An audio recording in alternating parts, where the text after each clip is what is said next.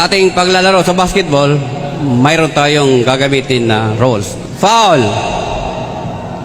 Minsan, hindi natin sinasadya, nakakasakit na pala tayo, kaya iniiwan tayo. Traveling. Masarap mag-travel, lalo't kasama mo siya. Pero, kasama mo siya, iba namang nasa isip niya.